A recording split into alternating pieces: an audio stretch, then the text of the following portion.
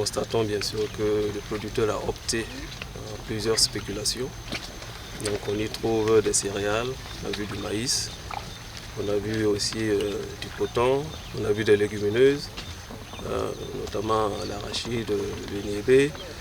Et tout de suite on a vu aussi des racines et tubercules. On a vu l'iam, on a vu la patate, il y a du sésame. Donc c'est véritablement une approche, je dirais, pour minimiser aussi le risque.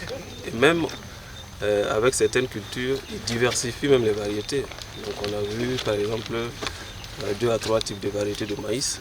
Et on constate aussi que voilà, par exemple les attaques des parasites n'ont pas les mêmes impacts sur les variétés.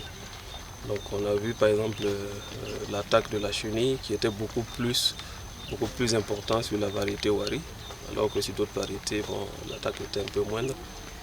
Sur le coton, on a vu aussi des difficultés, mais il faut dire que ces difficultés se posent de façon générale dans la région, même dans d'autres pays, notamment les attaques de jacites.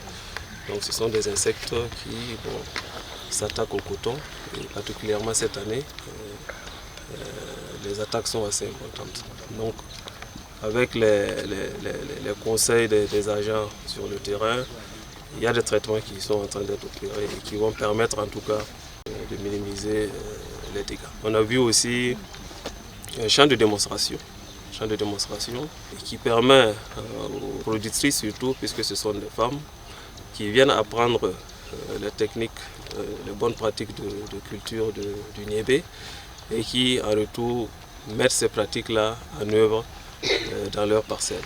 Les producteurs apprécient très bien l'approche, donc les femmes ont beaucoup apprécié et elles pensent que cela en tout cas va leur permettre de pouvoir avoir de très bons rendements, permettre de non seulement nourrir leur famille mais aussi avoir des revenus pour voilà, prendre en charge d'autres besoins qui sont non alimentaires.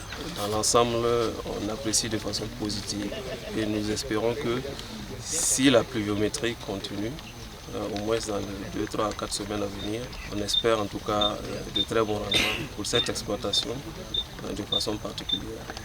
Il faut aussi noter que, de façon générale aussi, quand on échange avec les acteurs, l'accessibilité difficile aux intrants revient très souvent. Donc très certainement que cela va impacter en tout cas négativement aussi les rendements.